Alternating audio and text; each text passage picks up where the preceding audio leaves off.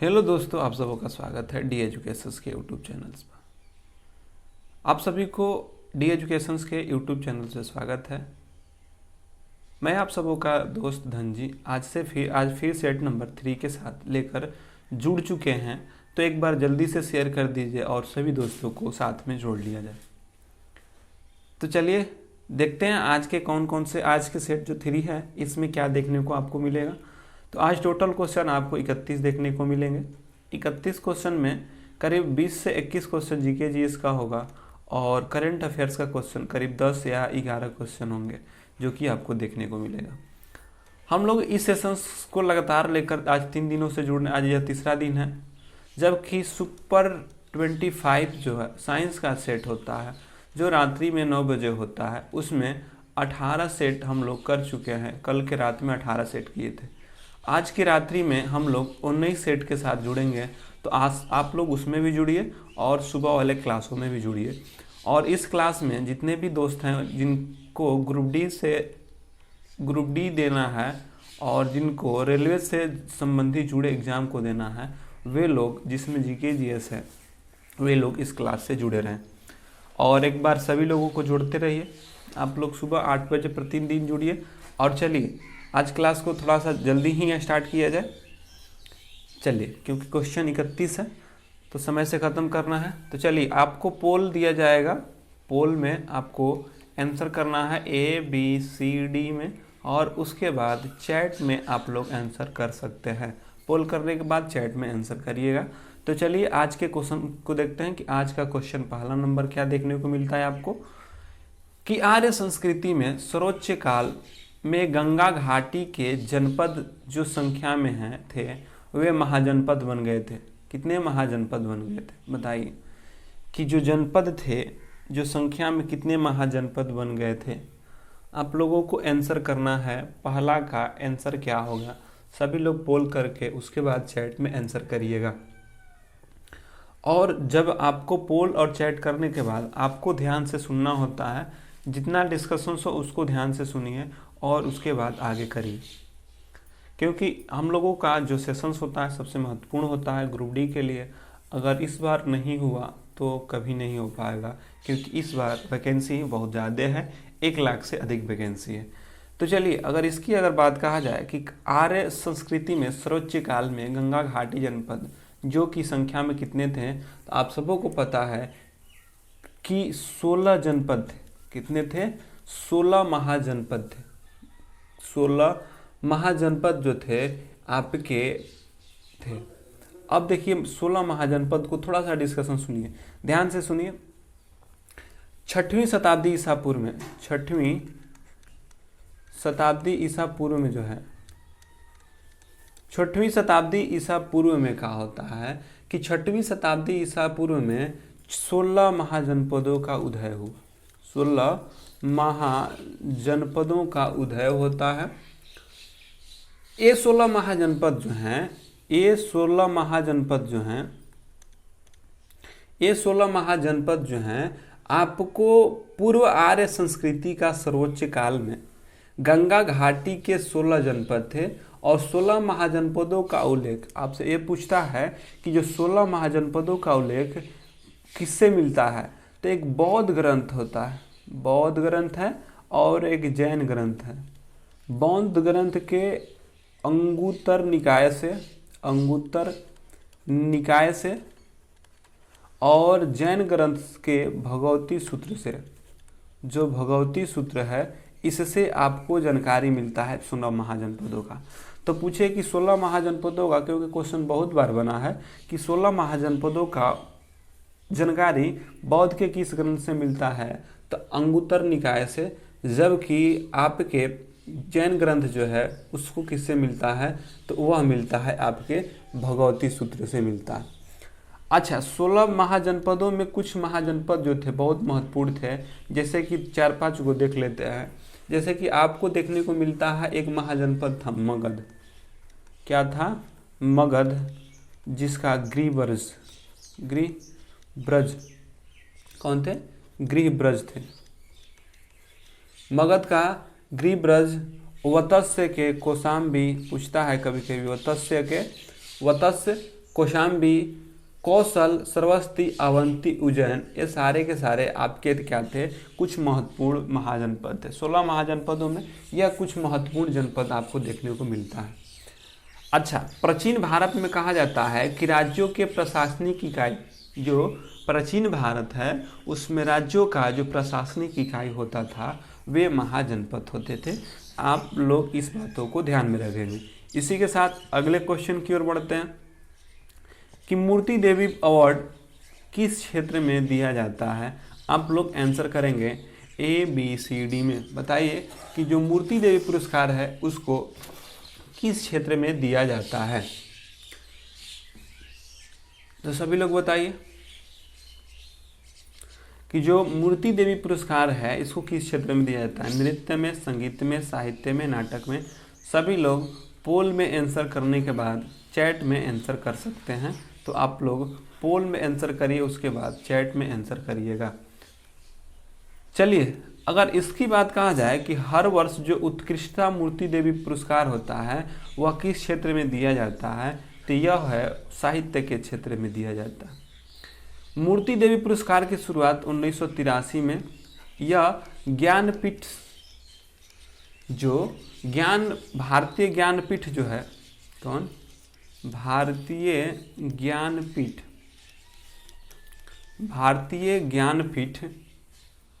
समिति के द्वारा दिया जाता है, जिसमें 4 लाख रुपए और एक मूर्ति मिलता है बाघ देवी का। तो पूछ सकता है कि किसकी मूर्ति होता है, तो बाघ देवी की क्या होती है, मूर्ति की मिलता है। तो मतलब कि आपको मूर्ति देवी पुरस्कार जो है साहित्य के क्षेत्र में दिया जाता है 1983 से। और 1983 में किसको मिला था, तो 1983 में CK नागराज राव को मिला था। किसको मिला था, CK नागराज राव को मिला था। तो 1983 में आपको भारतीय ज्ञानपीठ समिति क्या करती है, देती है मूर्ति देवी पुरस्कार। इसमें 4 लाख रुपए और बाघ देवी का मूर्ति मिलता है और एक प्रशस्ति पत्र मिलता है, जो कि साहित्य के क्षेत्र में दिया जाता है। और ये पूछे कि जो CK नागराज हैं इनको किस भाषा के लिए मिला था, तो कन्नड़ भाषा के लिए मिला था। और आपसे पूछ सकता है कि किस देवी का मूर्ति रहता है, तो बाघ देवी की मूर्ति का रहता है। अगले क्वेश्चन की ओर बढ़ते हैं कि अनुच्छेद 35A निम्नलिखित में से किस राज्यों के लिए एक विशेष प्रावधानों का उल्लेख किया है। जम्मू कश्मीर, हिमाचल प्रदेश, नागालैंड या सिक्किम। आपको बताना है कि यह किन के लिए किया है। तो सभी लोग एक बार पोल में आंसर करें कि क्या होगा ABCD में। तीसरा नंबर का यह आपका आंसर करना है। जो लोग लेट से जुड़ रहे हैं वह पहले जुड़ने का प्रयास करिए, और जो लोग जुड़ रहे हैं अपने साथ 2-4 लोगों को लेकर जुड़े, ताकि जो परीक्षा से उपयोगी संबंधित क्वेश्चन है उसको आप लोग देख सकें। क्योंकि इस बार 1 लाख से अधिक वैकेंसी है और इस बार कुछ भी हो जाए, चाहे कुछ भी हो जाए, इस बार तो लेना ही लेना है। बस यह मन में ठान के आप सेशन के साथ हर रोज जुड़िए। नींद को छोड़ दीजिए, नींद में रहिएगा, नींद सोइए, 2 घंटा, 4 घंटा, 5 घंटा सो लीजिए, बाकी पढ़ते रहिए ताकि हो सके। चलिए, भारतीय संविधान के अनुच्छेद 35A में किसका उल्लेख होता है, तो सबको पता है कि यह जम्मू कश्मीर से संबंधित है, अनुच्छेद 35 से। और 370 और 35A को अब क्या कर दिया गया है, हटा दिया गया है जम्मू कश्मीर से। अब 35 से और 370 क्या है, हट गया है जम्मू कश्मीर से। यह 335 क्या था कि जम्मू कश्मीर के जो निवासी थे और वहाँ के जो नागरिक थे उनके लिए एक अलग विशेष प्रावधान था जो 35 में था। तो आपसे पूछा है कि 35A में क्या था, तो जम्मू कश्मीर से संबंधित है, सबको पता है। आगे बढ़ते हैं कि ब्रिटिश सरकार ने कुख्यात रॉलेट एक्ट अधिनियम पारित किया था। इस अधिनियम में बिना मुकदमे के राजनीतिक नज़रबंदी की अनुमति दी गई थी। कब, बताइए सभी लोग, इसका राइट आंसर क्या होगा। तो एक बार सभी लोग इसका आंसर करिए। कब रॉलेट एक्ट,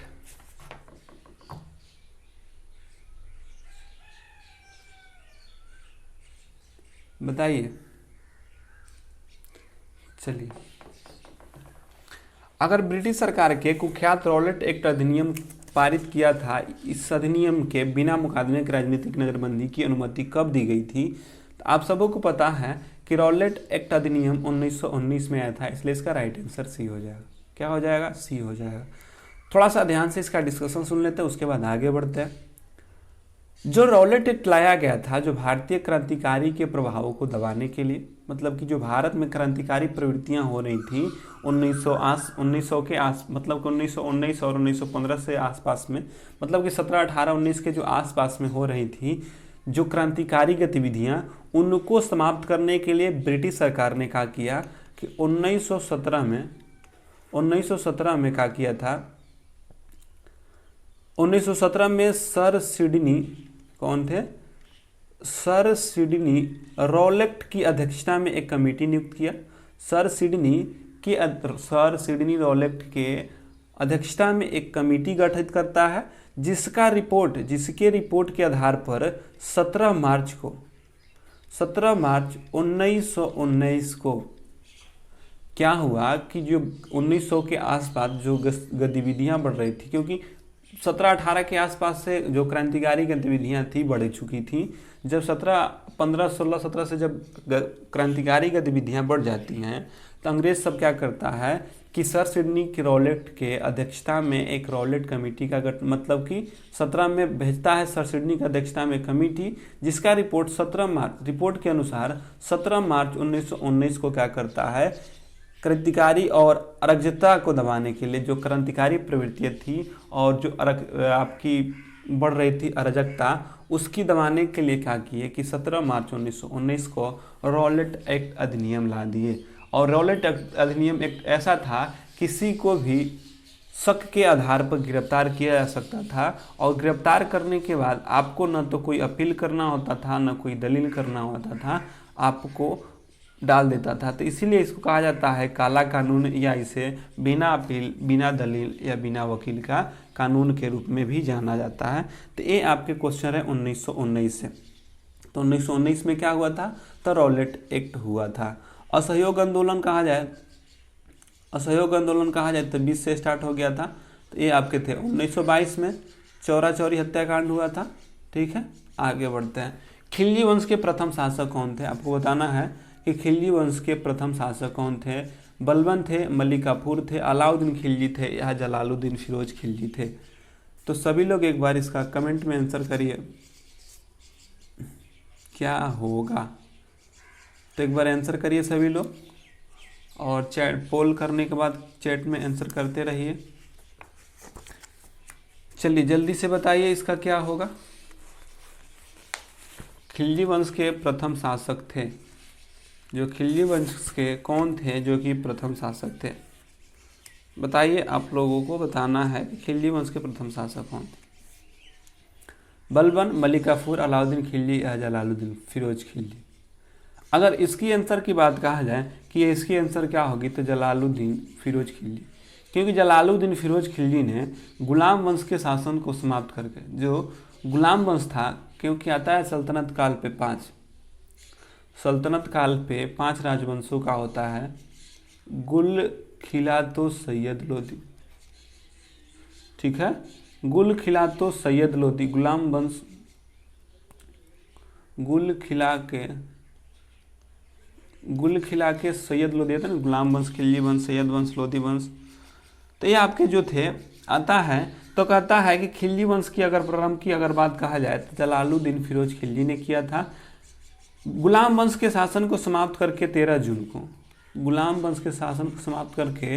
13 जून 1290 को जलालुद्दीन फिरोज खिलजी ने खिलजी वंश की स्थापना किया था। और यह अपना राज्याभिषेक जलालुद्दीन फिरोज खिलजी जो है किलोखरी के महल में किया था। किलोखरी के महल में अपना राज्याभिषेक करवाया था यह जलालुद्दीन। जबकि अलाउद्दीन फिरोज खिलजी यह दूसरा शासक था जिसने बाजार नियंत्रण प्रणाली को अपनाया था, अलाउद्दीन खिलजी ने, जो कि खिलजी वंश का दूसरा शासक था। अब आते हैं अलाउद्दीन खिलजी के साथ ही यह मलिक काफूर था। मलिक काफूर अलाउद्दीन खिलजी का क्या था? सेनापति था। और अलाउद्दीन खिलजी ने मलिक काफूर को दक्षिण भारत के अभियान पर भेजा था।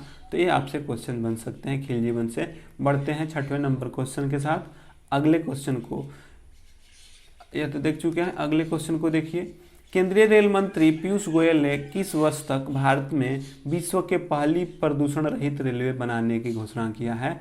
आपको बताना है कि जो मंत्री पीयूष गोयल थे उन्होंने किस वर्ष तक भारत को विश्व का पहला प्रदूषण रहित रेलवे बनाने की घोषणा किए थे। आप सभी इसका आंसर करेंगे, कौन सा होगा? आंसर करिए सभी लोग कि इसका राइट आंसर क्या होगा। सभी लोग पोल करके उसके बाद चैट में आंसर करते रहिए। चलिए, अगर केंद्रीय रेलवे मंत्री पीयूष गोयल की अगर बात कहा जाए तो इन्होंने भारत में विश्व के प्रदूषण रहित रेलवे बनाने का 2030 तक घोषणा किए थे कि 2030 तक जो रेलवे है उनको प्रदूषण मुक्त बना देना है। अब रेलवे मंत्री पीयूष गोयल नहीं है। अब अगर बात करें कि अब रेलवे मंत्री कौन है, तो अब हैं अश्विनी वैष्णव। कौन बन गए हैं? अश्विनी वैष्णव बन गए हैं। अश्विनी वैष्णव जो हैं अब बन गए हैं आपके रेलवे मंत्री। तो पूछेंगे कि रेलवे मंत्री कौन बन गए हैं, तो अश्विनी वैष्णव। और कब तक लक्ष्य रखा गया था, तो 2030 तक रखा गया था। 8वां नंबर बताइए कि मुख्यमंत्री विज्ञान प्रतिभा परीक्षा की मंजूरी, मतलब किस राज्य के मुख्यमंत्री ने विज्ञान प्रतिभा परीक्षा की मंजूरी दे दी है? दिल्ली सरकार ने, बिहार के, या झारखंड या पंजाब को आपको आंसर करना है कि किस राज्य के सरकार ने आपको दिया है। तो आंसर करिए सभी लोग कि किसका होगा, बताइए। 8वां का आंसर करिए पोल में सभी लोग। किस राज्य के मुख्यमंत्री ने विज्ञान प्रतिभा परीक्षा को मंजूरी दे दिया है?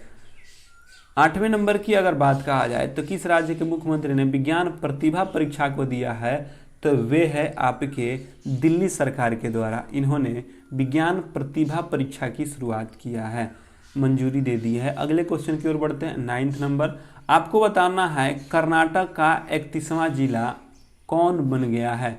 जो कर्नाटक है उसमें 31वां जिला के रूप में किसको बनाया गया है, इसका आंसर करिएगा कि जो कर्नाटक है इसका 31वां जिला कौन बन गया है। तो आंसर करिए सभी लोग जल्दी से पोल में, और उसके बाद चैट में करते रहिए। भाई मेरे पढ़ते रहो, क्योंकि प्रैक्टिस ही ऐसा चीज़ है जो कि आपको पार घाट लगा सकता है। आप चाहे कितना ही जानकारी क्यों न रखते हैं, प्रैक्टिस नहीं करिएगा नहीं होगा। प्रैक्टिस करते रहिएगा, आपका कम भी पढ़िएगा, हर रोज़ प्रैक्टिस करिएगा तो आपका होगा, क्योंकि क्वेश्चन आपको मिलते जाएंगे और हर दिन का आइडिया होता रहता है। इसलिए कहा जाता है कि प्रैक्टिस सबसे महत्वपूर्ण चीज़ है और प्रैक्टिस होना चाहिए। प्रैक्टिस नहीं होगा तो आप क्या हो जाएंगे, दिन भर पढ़ते रहिएगा, प्रैक्टिस नहीं करिएगा तो आपका हाथ बंधा जाता है। इसलिए कहा जाता है कि प्रैक्टिस करिए। देखिए, शाम में हम लोग रात्रि 9 बजे जुड़ रहे हैं सुपर 20 के साथ, उसमें साइंस का 25 क्वेश्चन कर रहे हैं। सुबह में 8 बजे जुड़ रहे हैं जिसमें कि हम लोग 30 क्वेश्चंस कर रहे हैं। 55 क्वेश्चन का प्रैक्टिस करिए ऐसे, और उसके बाद एक सेट बनाइए प्रत्येक दिन, मतलब कि 1 घंटा इधर और 1 घंटा इधर, 2 घंटा सेट में मानते हैं कि 1.5 घंटा का होता है, तो 1.5 घंटा प्लस 1 घंटा और रख लीजिए डिस्कशंस में, तो मान लीजिए कि 2.5 घंटा इधर, 2.5 घंटा, 2 घंटा इधर, मतलब कि कुल मिला के 4.5 घंटा आपको प्रैक्टिस में देना है। बाकी आपके पास बचे 20 घंटा। 20 घंटा में से आप कम से कम 10 घंटा सोइयो लेते हैं तो कोई बात नहीं है, क्योंकि दिन रात मिला के आपको 24 घंटा होता है। 10 घंटा अगर आप सो लेते हैं तो कम से कम 10 घंटा में सेल्फ स्टडी करिए और आपको यही पार घाट लगाएगा।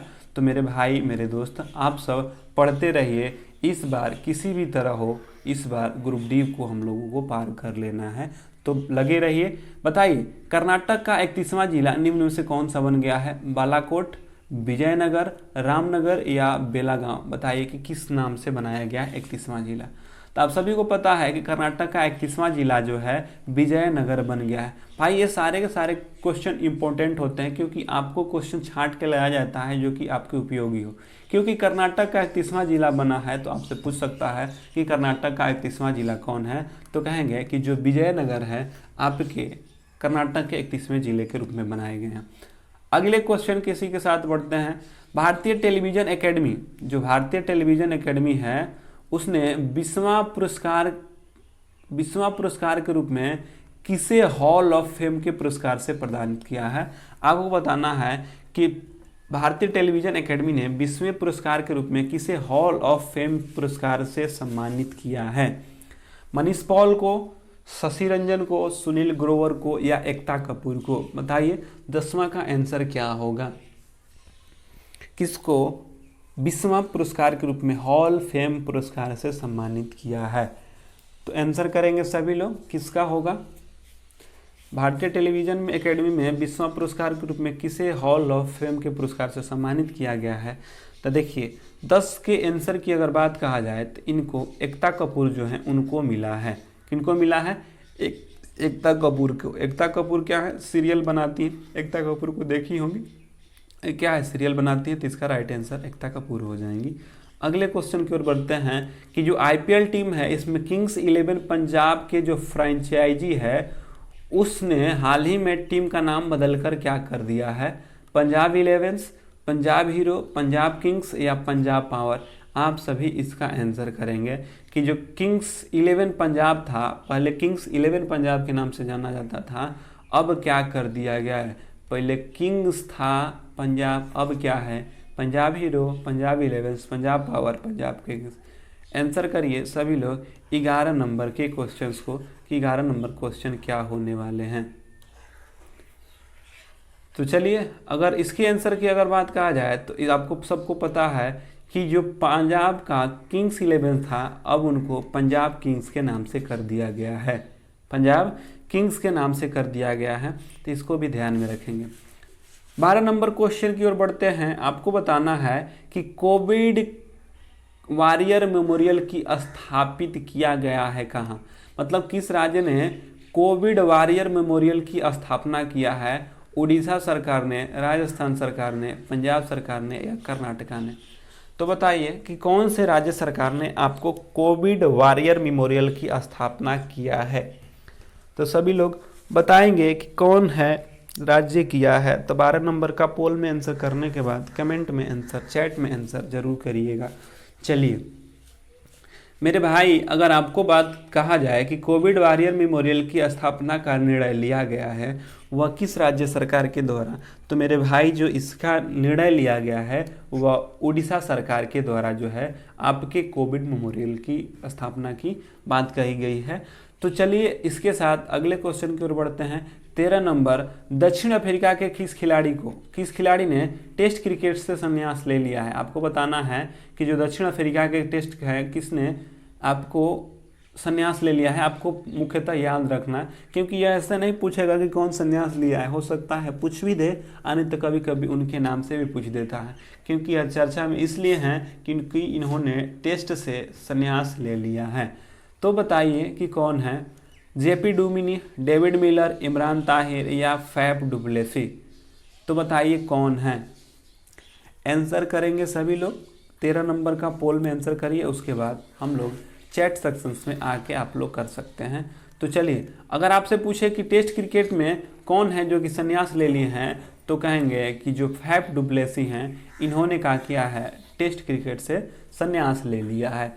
इसी के साथ अगले क्वेश्चन की ओर बढ़ते हैं कि भारत की ओर से किसे अंतर्राष्ट्रीय सौर गठबंधन का नया महानिदेशक नियुक्त कर दिया गया है? आपको बताना है कि जो अंतर्राष्ट्रीय सौर गठबंधन है इसके नया महानिदेशक किसे नियुक्त कर दिया गया है? अजय माथुर को, मनोज सिन्हा को, राहुल सचदेव को या संजय त्यागी को? आप लोग इसका राइट आंसर्स को कमेंट में करिए और पोल में भी करिए। पोल करने के बाद चैट सेक्शन में करते रहिए और पढ़ते रहिए। मेरे भाई इस सेशंस के साथ आप लोग जरूर जुड़िए। ऐसा नहीं करिए कि सोचिएगा कि सुबह मेरा 1 घंटा बर्बाद हो रहा है। तो भाई सुबह आपके 1 घंटा प्रैक्टिस के लिए दिया जा रहा है, प्रैक्टिस करिए और उसके बाद दिन भर पढ़ते रहिए। सुबह जैसे टैबलेट दिया जाता है ना सुबह, कि सुबह का गोली खाओ और रात में टैबलेट लेना, यह दिन का है और एक रात का है। तो दिन के टैबलेट में हम लोग जीके जीएस करते हैं और जबकि रात के टैबलेट में साइंस का करते हैं। सुबह जगते हम लोग करते हैं और रात में सोते समय करते हैं। तो जगना होता है सुबह में सोने से पहले टैबलेट का, रात में सोने से पहले और सुबह में जगने के तुरंत बाद खाना है। यह खाली पेट वाला टैबलेट है, तो इसको याद रखिएगा। भारत की ओर से अंतर्राष्ट्रीय सौर गठबंधन की अगर बात कहा जाए तो नया महानिदेशक अजय माथुर साहब को नियुक्त किया गया है। जो अजय माथुर साहब हैं, इनको कहा किया गया है अंतर्राष्ट्रीय सौर गठबंधन के नया महानिदेशक। और यह अंतर्राष्ट्रीय सौर गठबंधन ही एकमात्र विश्व का एक ऐसा संगठन है, मतलब कि विश्व का एकमात्र ऐसा संगठन जो कि भारत में है। मतलब कि जितनी भी अंतर्राष्ट्रीय संगठन है उसमें मात्र एक ऐसा ही यही संगठन है जो कि भारत में स्थित है, बाकी कोई ऐसा अंतर्राष्ट्रीय संगठन नहीं है जो कि भारत में स्थित है। तो अंतर्राष्ट्रीय सौर गठबंधन जो है, यह महानिदेशक के अध्यक्ष कौन बने हैं, तो अजय माथुर साहब बन गए हैं। इसी के साथ अगले क्वेश्चन की ओर बढ़ते हैं। आपको 15 नंबर क्वेश्चन देखने को मिलेगा कि किस राज्य में कालाहांडी जिले में, यानी कि किस राज्य का कालाहांडी जिला में स्थित करलापट वन्य जीव अभ्यारण्य, कौन, करलापट वन्य जीव अभ्यारण्य आपसे बन सकता है कि करलापट वन्य जीव अभ्यारण्य में हेमरेज सेप्टिसियम के कारण 6 हाथियों की मृत्यु हो गया था। यह बताना है कि कारपट वन्य जीव अभ्यारण्य किस राज्य में है, क्यों चर्चा में है, क्योंकि इसमें हेमरेज सेप्टिसियम के कारण 6 हाथियों की मृत्यु हो गई थी। तो आपसे पूछ सकता है कि कारलपट वन्य जीव अभ्यारण्य किस राज्य में स्थित है, जो कि कालाहांडी जिला में है, किस राज्य में स्थित है। तो आप लोग इसका आंसर करेंगे कि किस राज्य में स्थित है कारलपट वन्य जीव अभ्यारण्य।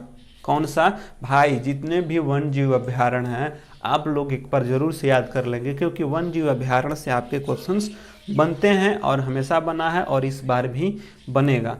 तो आप लोग हमेशा जुड़ते रहिए और बनाते रहिए कि क्या होगा इसका राइट आंसर, बताइए।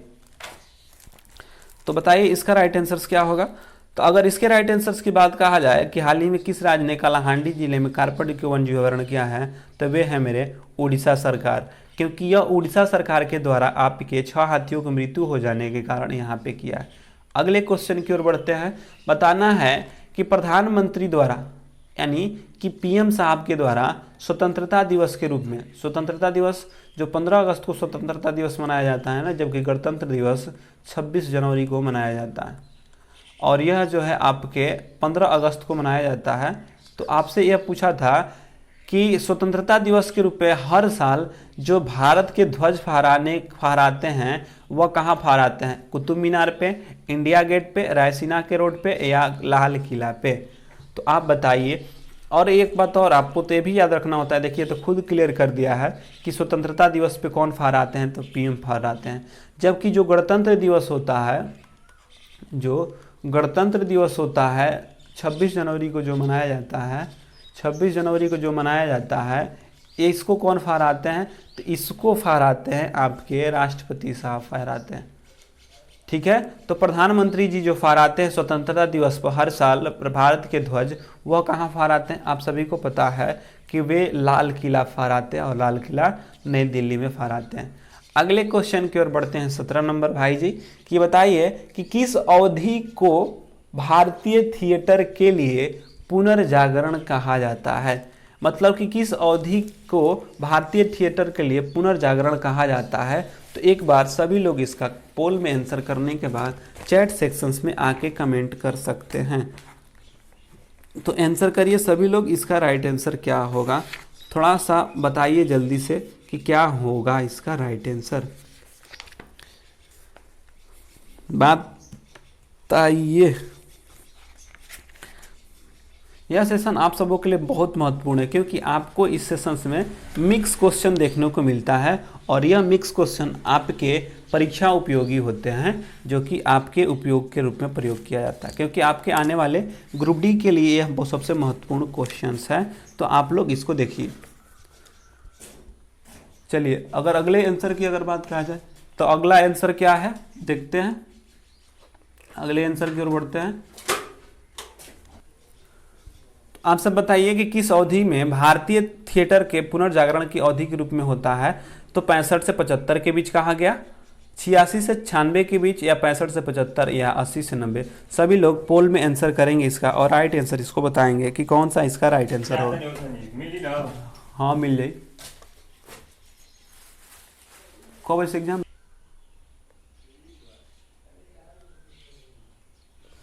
चलिए अगर इसकी आंसर की बात कहा जाए तो इसका राइट आंसर हो जाएगा कि 65 से 75 के बीच जो था अवधि, 65 से 75 के बीच जो था भारतीय थिएटर के लिए क्या था, जो भारतीय थिएटर था उसके लिए पुनर्जागरण माना जाता है। कब माना जाता है, तो आपको 1765 से 75 के बीच के, क्योंकि भारतीय थिएटर का पुनर्जागरण 1765 से 75 के बीच की अवधि को माना जाता है। और 17वीं शताब्दी तक के काल में भारतीय थिएटर जो रंगमंच का परंपरा काल मनाया जाता है, और इस काल के लिखित पटकथा के प्रयोग न करके मौखिक अभिनय प्रयुक्त किए जाते थे। मतलब कि जो पटकथा थे उसको लिखित रूप से नहीं, सिर्फ मौखिक रूप से क्या किए जाते थे, प्रस्तुत किए जाते थे। जबकि 18वीं सदी में अब तक भारतीय थिएटर के आधुनिक काल माना जाता है। 18वीं शताब्दी को क्या माना जाता है, आधुनिक काल माना जाता है, जिसमें लिखित पटकथा के साथ साथ आपको दार्शनिक नाटक का अभिनय के रूप में, तस्वीर के रूप में, रंगमंच के रूप में होता है। तो आपसे एक क्वेश्चन बन सकता है कि भारतीय थिएटर का पुनर्जागरण कब माना जाता है, तो 1765 से 75 के बीच जो है आपके हुए थे। अगले क्वेश्चन की ओर बढ़ते हैं कि कौन सा नेविगेशन यानी कौन सा नौकायान, नौ परिवहन जो है सैटेलाइट है। आपको बताना है कि कौन सा जो है नेविगेशन, नौकायान, नौ परिवहन सैटेलाइट है। GSLV, PSLV या SLV, या बताइए क्या हो गए। यह आपके 18 नंबर क्वेश्चन है, 18 नंबर का आंसर करिए सभी लोग। चलिए, अगर इसकी बात कहा जाए, बताइए कौन सा होगा जो कि नेविगेशन नौका परिवहन सैटेलाइट है, कौन सा है। 18 नंबर की अगर आंसर की अगर बात कहा जाए तो यह नौ परिवहन सैटेलाइट कौन सा है, उसको कहते हैं IRNSS। यह नेविगेशन जो है नौ परिवहन सैटेलाइट है, IRNSS जो है यह है। इसका फुल फॉर्म होता है Indian regional navigation satellite system. क्या होता है, Indian regional navigation satellite system जो है आप इसका फुल फॉर्म है। तो आपसे पूछता है कि नेविगेशन में नौ परिवहन के रूप में किसका, तो IRNSS Indian regional navigation satellite system होता है। तो इसका राइट आंसर सी हो जाएगा। अगर बात कहा जाए कि इसका सफलतापूर्वक प्रक्षेपण कब किया गया था, तो 1 जुलाई 2013 में किए गए थे। कब किए गए थे, 1 जुलाई 2013 में किए गए थे। सतीश धवन अंतरिक्ष केंद्र से किए गए थे। इसका मुख्य उद्देश्य था चालकों के लिए दृश्य और ध्वनि के जरिए नौ परिवहन के जानकारी को बताना, मोबाइल फोनों के साथ साथ एकीकरण के भूभागीय और समुद्री नौ परिवहन यात्रियों को भूभौगिक जो नौ परिवहन है उसको बताना। यानी कुल मिला के जो नौकायान जो है ये आपके जो समुद्र में यात्रा कर रहे हैं उनके लिए एक बेहतर सुविधा प्रदान करना था, इसके लिए लाया गया था। अगले क्वेश्चन की ओर बढ़ते हैं। 19 नंबर, सतीश धवन अंतरिक्ष केंद्र कहाँ स्थित है। सभी लोग बताएंगे कि सतीश धवन अंतरिक्ष केंद्र कहाँ स्थित है। सभी लोग आंसर करिए सतीश। चलिए, अगर इसके राइट आंसर्स की बात कहा जाए, सतीश धवन अंतरिक्ष केंद्र कहाँ है, तो आंध्र प्रदेश में है। अगले क्वेश्चन की ओर बढ़ते हैं। 20 नंबर, बाह्य अंतरिक्ष यात्रा करने वाले पहले बंदर कौन था। जो बाह्य अंतरिक्ष में यात्रा करने वाले पहला बंदर था, बताइए कि बाह्य अंतरिक्ष में यात्रा करने वाले पहले बंदर कौन थे। Albert 2, Johnny 1, Robert 1, Tony 2। बताइए कौन थे कि बाह्य अंतरिक्ष में यात्रा करने वाले पहले बंदर कौन था। आपको बताना है कि पहला बंदर कौन था। एल्बर्ट 2 था, जॉनी था, रॉबर्ट 1 था या टेनी था। सभी लोग आंसर करेंगे ABCD में। तो एक बार जल्दी से सभी लोग आंसर करिए इसका। बाह्य में अंतरिक्ष यात्रा करने वाले बंदर का नाम क्या है। चलिए, बाह्य अंतरिक्ष में यात्रा करने वाले पहले बंदर का नाम जो था वह एल्बर्ट 2 था। कौन था, एल्बर्ट 2 था। यह अंतरिक्ष में जाने वाला पहला बंदर था एल्बर्ट 2, जिसको कि 1949 में, कब 1949 में 83 मील ऊपर तक ले गया था। 83 मील ऊपर मतलब कि 134 किलोमीटर जो है ऊपर ऊंचाई पे ले गया था। किसके द्वारा ले गया था, तो V2 रॉकेट के द्वारा भेजा गया था। तो आपसे पूछ सकता है कि अंतरिक्ष में यात्रा करने वाले पहले बंदर था, उसका नाम था एल्बर्ट 2, जो 1949 में 83 मील ऊपर के द्वारा V2 रॉकेट के द्वारा ले गया था। आपको बताना है कि शुभम मुद्गल जो शुभा मुद्रल हैं किससे संबंधित हैं? शास्त्रीय नृत्य से, भित्ति चित्रण से, खेल से या हिंदुस्तानी शास्त्रीय संगीत से? आप लोग बताइए कि इसका राइट आंसर क्या होगा कि किससे जुड़ी हैं। तो सभी लोग 21 का कमेंट पोल में आंसर करिए और कमेंट में भी देते रहिए। चलिए बताइए क्या होगा इसका। शुभा मुद्रल किससे संबंधित हैं? 21 का आंसर करिए सभी लोग कि शुभा मुद्रल किससे संबंधित? शास्त्रीय नृत्य से, भित्ति चित्रण से, खेल से, हिंदुस्तानी शास्त्रीय संगीत से। अगर शुभा मुद्रल की अगर बात कहा जाए तो शुभा मुद्रल जो है हिंदुस्तानी शास्त्रीय संगीत से संबंधित हैं। किससे संबंधित हैं? हिंदुस्तानी शास्त्रीय संगीत से यह संबंधित हैं। तो आपसे कहे कि शुभा मुद्रल किससे संबंधित हैं? हिंदुस्तानी शास्त्रीय संगीत से संबंधित हैं। जो शुभा मुद्रगल हैं यह भारतीय शास्त्रीय संगीत के ख्याल और ठुमरी, कौन? ख्याल और ठुमरी, ख्याल और जो ठुमरी है, ख्याल और ठुमरी दादर भारत के यह एक प्रसिद्ध गायिका हैं जिन्हें 2000 में, कब? 2000 में इन्हें पद्म श्री भी दिया गया था।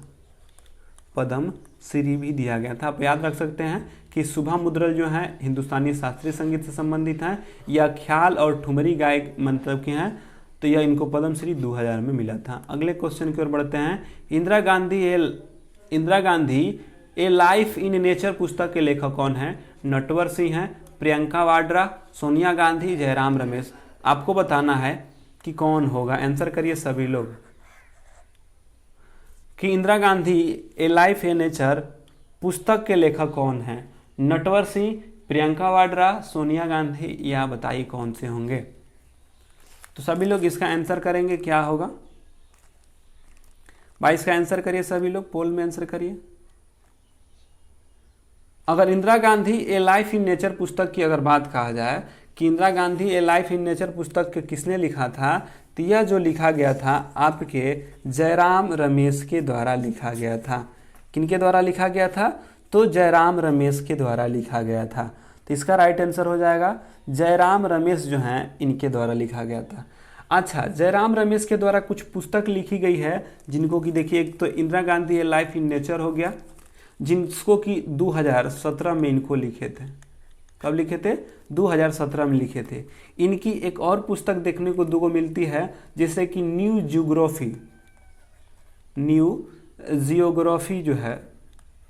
जियोग्राफी जो है इसको भी इन्होंने जयराम रमेश ने लिखा था। इनको लिखे थे 2016 में। 2015 में एक पुस्तक लिखे थे जिनका नाम था इकोलॉजी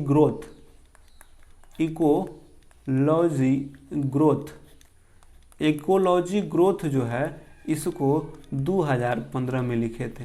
तो आपसे पूछे कि न्यू ज्योग्राफी किसका है? जयराम रमेश का। इकोलॉजी ग्रोथ 2015 में लिखे थे जयराम रमेश का। और इंदिरा गांधी ए लाइफ इन नेचर पुस्तक के लेखक भी जो हैं जयराम रमेश है, जिसको कि 2017 में लिखे थे।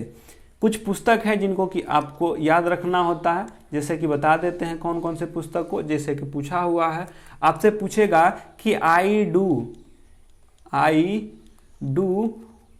व्हाट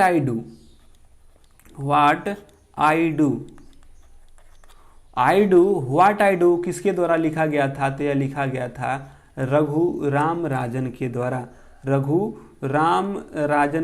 लिखा गया था। तो आपसे पूछे कि आई डू किसके द्वारा लिखा गया था? तो रघुराम राजन के द्वारा लिखा गया था। और एक और इनका पुस्तक आता है थर्ड पिलर। कौन आता है? द थर्ड पिलर जो है इन्हीं का पुस्तक है। और एक और इनका आता है फॉल्ट लाइन्स हाउ हिडन। क्या आता है? एक और पुस्तक है इनका फॉल्ट लाइन हाउ हिडन, इनका है। ये है रघुराम राजन के पुस्तक। एक अरुंधति राय के कुछ पुस्तक आता है, जैसे कि अरुंधति राय की the ministry of utmost happiness. Arundhati Roy एक है, उनका भी एक पुस्तक याद रखिएगा। अरुंधति राय की पुस्तक है कौन? द मिनिस्ट्री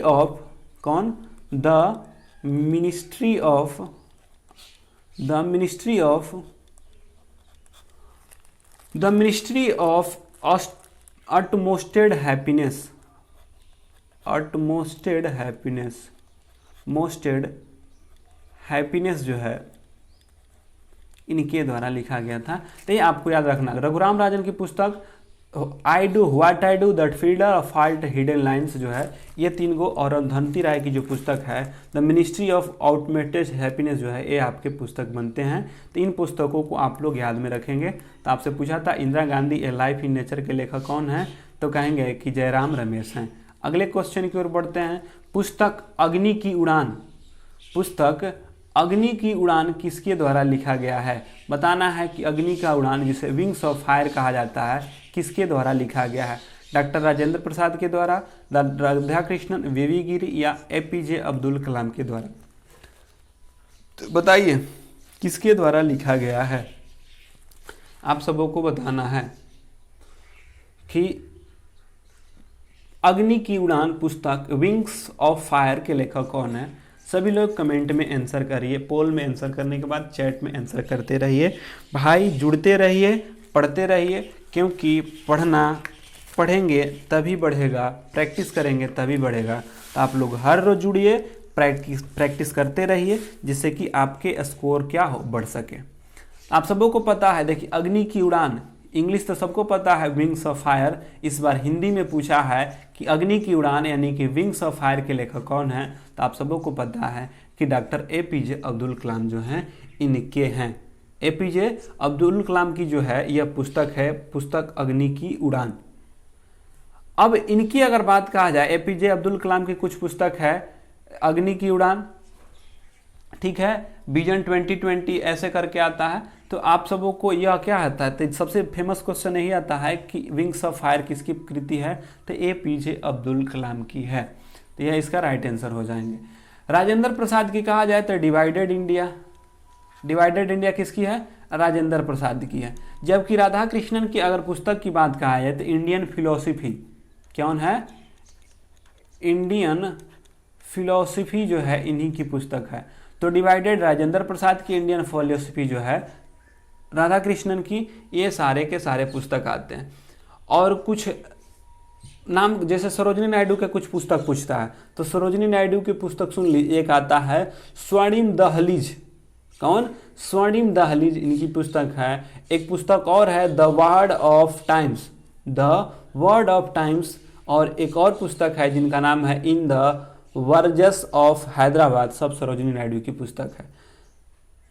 और स्वामी विवेकानंद की पुस्तक आपसे कभी कभी पूछा है और ग्रुप डी में भी पूछा है। तो आप लोगों को पता होना चाहिए कि कर्म योग, ज्ञान योग, कहे कि कर्म योग किन की पुस्तक है? तो स्वामी विवेकानंद की। ज्ञान योग किसकी पुस्तक है? तो स्वामी विवेकानंद की। भक्ति योग किसकी है? तो स्वामी विवेकानंद की। द ईस्ट ऑफ वेस्ट किसकी है? ये भी स्वामी विवेकानंद की है। तो ये सारे के सारे आपके कुछ क्वेश्चन होते, याद रखना है। राजेंद्र प्रसाद से इंडिया डिवाइडेड इंडिया, इनसे कहे तो इंडियन फिलोसफी, और इनसे कहे तो विंग्स ऑफ फायर। अगले क्वेश्चन की ओर बढ़ते हैं। कौन सा केंद्रीय बैंक है जो क्षेत्रीय ग्रामीण बैंकों को नियंत्रण और नियमन करता है? बताइए कि कौन सा क्षेत्रीय बैंक है जो कि नियमन और नियंत्रित करता है? सभी लोग इसका आंसर करिए, क्या होगा इसका राइट आंसर?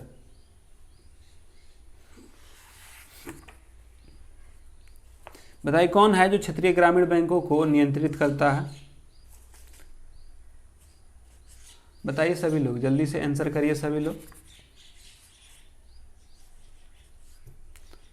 24 नंबर का आंसर करिए, क्या होगा?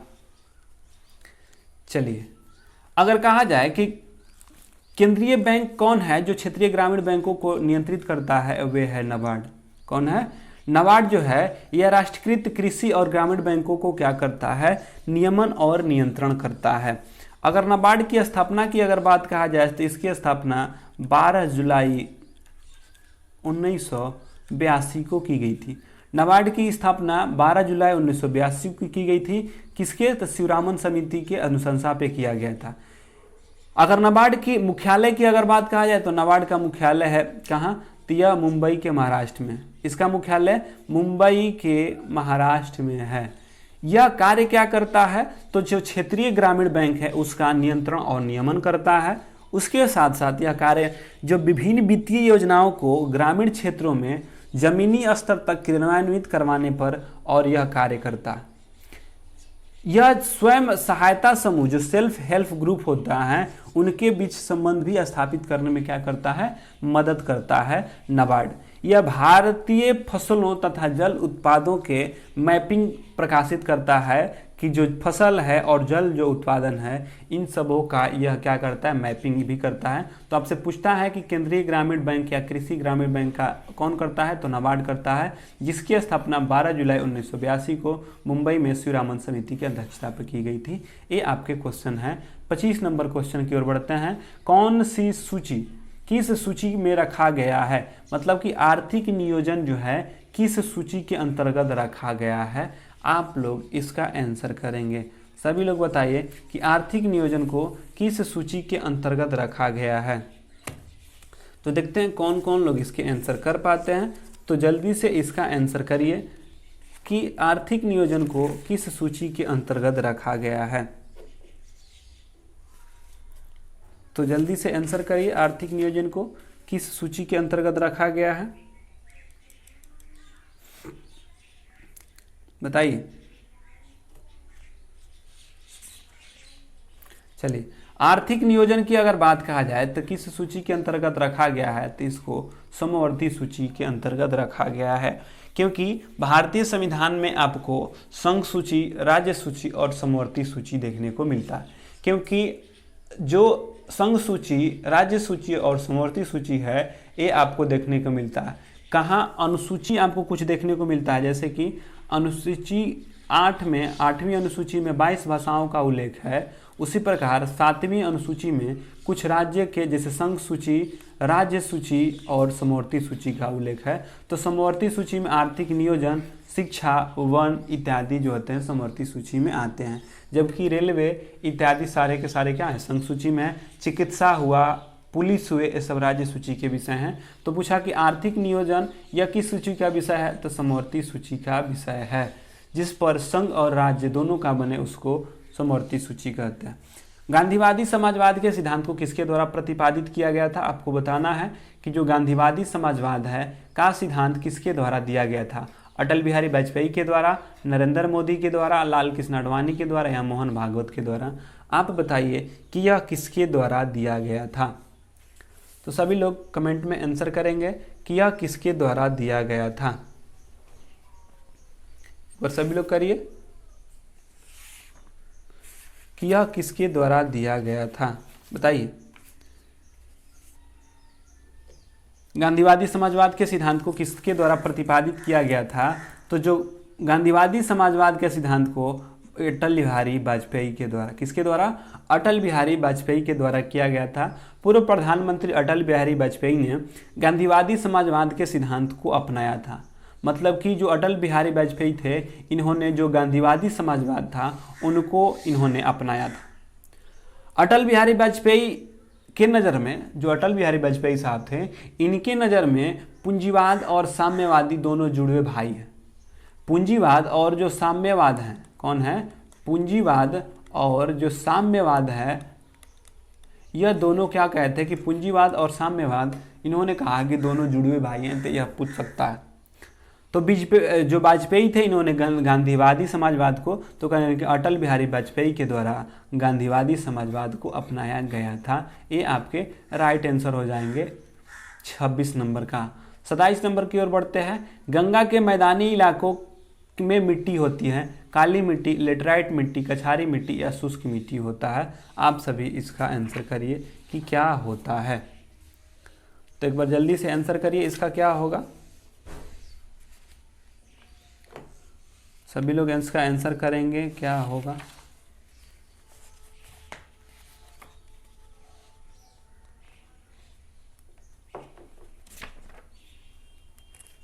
चलिए, अगर आपसे कहा जाए कि जो है, जो गंगा मैदान की जो इलाका है उसमें मिट्टी की कौन सा मिट्टी पाया जाता है, तो जो गंगा का इलाका है उसमें आपको लेटेराइट मिट्टी देखने को मिलता है। जिस क्षेत्र में नदियों के द्वारा जो बहा के लाया गया मिट्टी होगा वे लेटेराइट मिट्टी होता है, और लेटेराइट मिट्टी आपके सबसे उपजाऊ किस्म के मिट्टी होते हैं। और गंगा नदी तंत्र और सिंधु नदी तंत्र के द्वारा जो विशाल मैदान का निर्माण किया गया है उससे हमें लेटराइट मिट्टी की प्राप्ति होती है। और लेटराइट मिट्टी जो होता है आपके धान चावल इत्यादि के लिए जो है सबसे महत्वपूर्ण होता है, तो यह होगा लेटराइट मिट्टी। अगले क्वेश्चन की ओर बढ़ते हैं। 28 नंबर, नर्मदा और ताप्ती की ओर बहने वाली, नर्मदा और ताप्ती किधर की ओर बहने वाली नदियां हैं?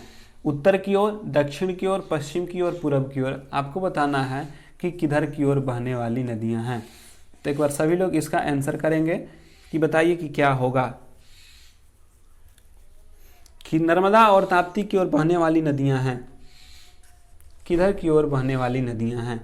बताइए, उत्तर की ओर, पश्चिम की ओर, दक्षिण की ओर या पूरब की ओर? सभी लोग इसका आंसर करेंगे। तो आप सबको पता है नर्मदा ताप्ती, कौन? नर्मदा ताप्ती साबरमती, कौन? साबरमती, फिर होता है माही, एक होता है भरतपुझा, ठीक ना? तो नर्मदा, ताप्ती, साबरमती, माही, भरतपुझा, ये सारे के सारे जो नदियां हैं वो पश्चिम की ओर बहने वाली नदियां हैं। तो आपसे पूछ सकता है नर्मदा, ताप्ती, साबरमती, माही, भरतपुझा ये किधर की ओर बहने वाली नदियां हैं? तो यह पश्चिम की ओर बहने वाली नदियां हैं। अगर नर्मदा की अगर बात कहा जाए तो जो नर्मदा होता है यह मैकाल पर्वत के अमरकंटक के चोटी से निकलता है। नर्मदा जो है मैकाल पर्वत के, कौन? मैकाल पर्वत के अमरकंटक के चोटी से निकलता है। मैकाल पर्वत के अमरकंटक के चोटी से निकलता है। किससे? अमरकंटक के चोटी से निकलता है। मैकाल पर्वत के अमरकंटक के चोटी से निकलता है।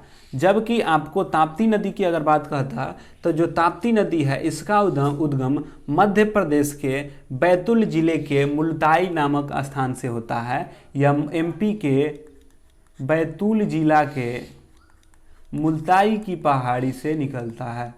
किससे निकलता है? तो मुल्ताई की पहाड़ी से निकलता है।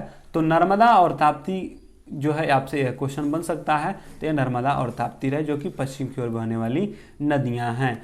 अब आते हैं इसी के साथ अगले क्वेश्चन की ओर आते हैं। अगला क्वेश्चन क्या है, चलिए उसको देखते हैं। 29 नंबर की ओर, रेगिस्तान मरुस्थल कहाँ स्थित है? जो रेगिस्तान मरुस्थल है वह कहाँ स्थित है? अफगानिस्तान में, पाकिस्तान में, नेपाल में या भारत में? सभी लोग इसका आंसर करेंगे कि कहाँ स्थित है। तो बताइए इसका आंसर क्या होगा? सभी लोग आंसर करेंगे 29 नंबर का, रेगिस्तान मरुस्थल कहाँ है? रेगिस्तान मरुस्थल कहाँ है?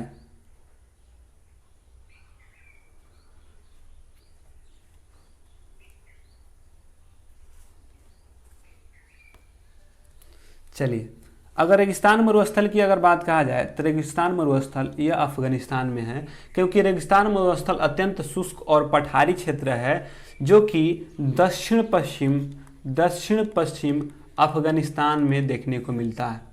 कहाँ? दक्षिण पश्चिम के अफगानिस्तान में हेलमंद और कंधार प्रांतों के बीच, जो हेलमंद है और जो कंधार है उसके बीच देखने को मिलता है। इसलिए इसका राइट आंसर क्या हो जाएगा? अफगानिस्तान हो जाता है। तो यह होगा इसका राइट आंसर 29 का है। अब आते हैं किस राज्य सरकार के द्वारा सर्वप्रथम केंद्र में 3 तलाक ड्राफ्ट को बिल को समर्थन दिया गया था? जो 3 तलाक ड्राफ्ट है उसमें किस राज्य के द्वारा पहली बार समर्थन किया गया था? बताइए कौन है? मध्य प्रदेश सरकार है, गुजरात सरकार था, उत्तर प्रदेश था, या बताइए क्या होगा?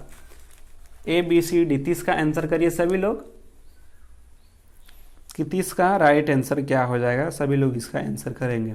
किस राज्य द्वारा सर्वप्रथम केंद्र में 3 तलाक ड्राफ्ट को बिल को समर्थन किया गया था? मध्य प्रदेश के द्वारा, राजस्थान के द्वारा, गुजरात के द्वारा या उत्तर प्रदेश के द्वारा किया गया था? सभी लोग बताएंगे।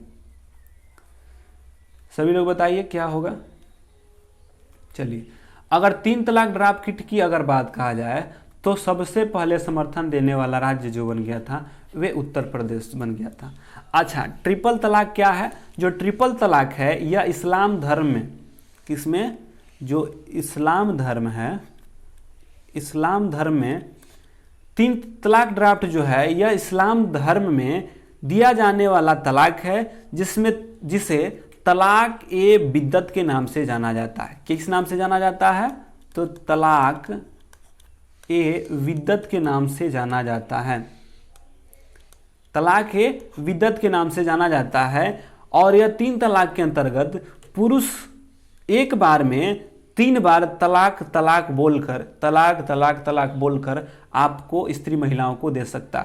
वो बोलकर या किसी पत्र के द्वारा, मैसेज के द्वारा या किसी के द्वारा अगर तलाक तलाक करके कह देता तो मान लीजिए कि तलाक हो जाएगा। औरत चाहे भी न कि तलाक न हो तब पर भी इसका कोई अनुमति नहीं था, बशर्ते सिर्फ तलाक तलाक तलाक कह देगा 3 बार तो उसका क्या हो जाता था? तलाक हो जाता था। तो अगर कहे कि जो तलाक ट्रिपल तलाक जो ड्राफ्ट है, इसको बिल को समर्थन देने वाला प्रथम राज्य जो बन गया था वे उत्तर प्रदेश सरकार को बन गया था।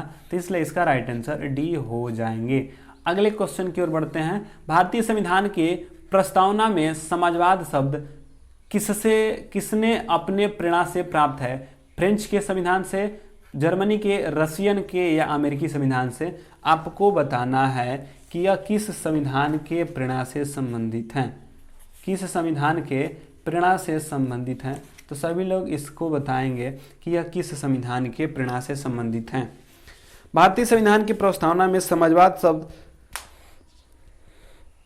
किससे प्रेरणा से प्रस्तुत है? फ्रेंच के, जर्मनी से या रशियन के? किससे बताइए। चलिए, अगर बात कहा जाए कि समाजवाद शब्द जो है यह रशियन जो क्रांति थी उससे जुड़ा हुआ था, जबकि हमको पता है कि 42वां संविधान संशोधन 1976 के द्वारा, कब? 42वां संविधान संशोधन 1976 के द्वारा भारत के प्रस्तावना में 3 शब्द जोड़े गए थे। एक थे समाजवादी, दूसरा था पंथ निरपेक्ष और तीसरा था अखंडता। क्या था? अखंडता। तो आपसे पूछता है कि जो समाजवाद शब्द है यह किस क्रांति से संबंधित है? जो रशियन क्रांति थे उससे संबंधित थे। तो आपसे ये भी पूछता है कि 42वां संविधान संशोधन 1976 के द्वारा 3 शब्द को जोड़ा गया था, समाजवाद, पंथ निरपेक्ष और अखंडता। ये रहे आपके आज के लास्ट क्वेश्चन, इस सेशन का लास्ट क्वेश्चन। तो चलिए, आज हम लोग ने देखा कौन सा सेट नंबर 3 को देखा, जो कि सेट नंबर आज का तीसरा था, जिसमें से कि हम लोगों ने आज 31 क्वेश्चन देखे, जिसमें से कि जीके, जीएस और करंट के क्वेश्चन थे। तो आप लोग कमेंट में बताइए कि और कौन ऐसे टॉपिक है जिनको कि लेकर आपको क्वेश्चंस को डालना चाहिए, जिससे कि आपकी प्रैक्टिस हो सके। तो चलिए, डी एजुकेशन से जुड़ने के लिए बहुत बहुत धन्यवाद। फिर से जुड़िए, फ़ोन को कट करिए, फिर से पढ़ने बैठ जाइए। सुबह में प्रैक्टिस किए, फिर 10-11 बजे तक आराम से पढ़िए, उसके बाद खाना खाइए। तो चलिए, इसी के साथ गुड बाय। फिर मिलते हैं रात्रि 9 बजे सुपर 25 क्वेश्चन के साथ, जो कि साइंस के होते हैं, उसके साथ जुड़ेंगे। तो जुड़ने के लिए बहुत बहुत धन्यवाद।